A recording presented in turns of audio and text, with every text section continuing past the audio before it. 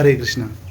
अक्सर लोग ये चाहते हैं कि कैसे मैं जब 4 लोगों के बीच में खड़ा रहूं तो मेरी बात लोग सुनें और मेरी बातों से लोग इम्प्रेस हो जाएं। और ये करने के लिए भगवान भगवद गीता में एक फॉर्मूला बताते हैं, और वो फॉर्मूला ये है जो 17वें अध्याय में भगवान बताते हैं।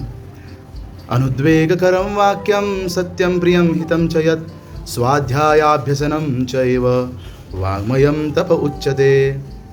अनुद्वेगकरम, व्यक्ति को ऐसे वाक्य बोलने चाहिए, ऐसे सेंटेंसेस बोलने चाहिए जो अनुद्वेग, किसी को उद्विग्न यानी डिस्टर्ब नहीं करें। हमारे वाक्यों से कोई इतना भी सुख से डिस्टर्ब नहीं होना चाहिए कि वो अपना काम ही छोड़ दें, और हमारे वाक्यों से कोई इतना भी दुखी होना नहीं चाहिए कि अपना काम छोड़ दें। तो अनुद्वेगकरम वाक्यम सत्यम, और सत्य होने चाहिए। सत्य किसको बोला जाता है? जो शास्त्रों से जिसको मान्यता प्राप्त है, उन वाक्यों को बोलना या फिर उन वाक्यों को दोहराना जो अथॉरिटीज से आए हैं, उसको बोलते हैं सत्यम। और सत्य भी ऐसा जो चुभे नहीं हृदय को, प्रियम होना चाहिए, जो प्रिय लगना चाहिए। सत्यम, प्रियम और हितम चयत, जो अगले के हित का होना चाहिए। कई बार लोगों को देखा जाता है कि इतने सारे बड़बड़ किए जाते हैं कि वो अनुद्वेग कर्म तो होता है, सत्य भी होता है, प्रिय भी होता है, लेकिन हितकारक नहीं होता है। जैसे क्रिकेट मैच में आज कौन जीता, कोई किसी को डिस्टर्ब करने वाला नहीं है। सत्य भी है, प्रिय भी लगता है लोगों को सुनने में, लेकिन हितकारक किसी के लिए भी नहीं है। तो इसलिए व्यक्ति को अगर अपने वाणी में वजन लाना है, जितना व्यक्ति बोलेगा बोलते रहेगा बड़ किसी को टर मेंढक जैसे करने की आदत रहती है कि जहाँ जाए अपना ज्ञान का रायता फैला दे। क्योंकि लोगों के पास कोई सुनने वाला नहीं रहता है, इसलिए जैसे ही कोई व्यक्ति मिलेगा वैसे ही अपना ज्ञान बखान करना शुरू कर देते हैं। लेकिन ऐसे मेंढक के जैसे मेंढक इसलिए टर करता है क्योंकि वो एक शी मेंढक को, लेडी मेंढक को आकर्षित कर सके। लेकिन उसके टर करने से जो मादा मेंढक है वो आकर्षित होगी या नहीं होगी वो पता नहीं, लेकिन सांप ज़रूर आकर्षित हो जाता है। और इसीलिए जो व्यक्ति हमेशा बोलते रहता है, बड़ करते रहता है, उसकी हालत उस मेंढक की जैसी है। लोग आकर्षित होंगे कि नहीं होंगे ये पता नहीं, लेकिन उसके बड़बड़ करने से मृत्यु रूपी सांप ज़रूर आकर्षित हो जाता है।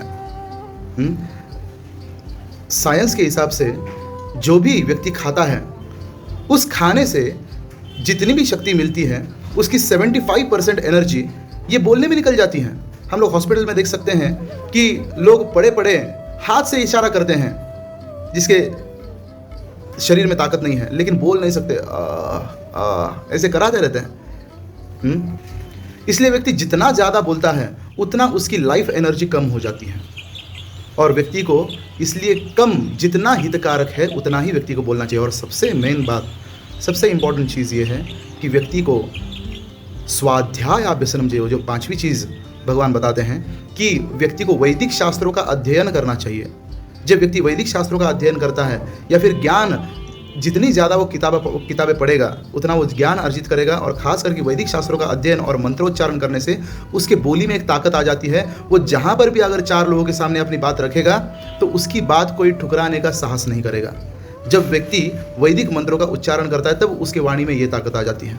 और ये हम लोग रामायण में मंथरा के जीवन में देखते हैं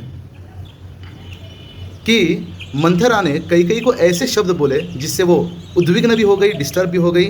दूसरा, सत्य भी नहीं था कि राम राजा बनेगा तो तुमको राज्य से बाहर निकाल दिया जाएगा, ये सत्य भी नहीं था। और तीसरी बात, ये प्रिय भी नहीं था कई के कानों को। और चौथी, हितकारी भी नहीं था, और ना किसी शास्त्र का अध्ययन किया था मंथरा ने। तो ये 4-5 नियम मंथरा ने तोड़ दिए थे। इसलिए व्यक्ति को कैसे बोलना चाहिए ये हम एक कहानी के माध्यम से सीख सकते हैं। एक बार एक राजा, उसके दरबार में एक एस्ट्रोलॉजर को बुलाया गया। वो जो ज्योतिषी जिसको बुलाया गया था, उसने राजा की कुंडली वगैरह देखी।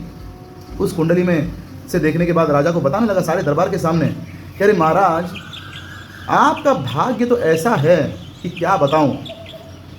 अब आपके पूरे परिवारजनों का और सारे रिश्तेदारों का मृत्यु देखने के बाद आप मरेंगे, ऐसा भाग्य है आपका।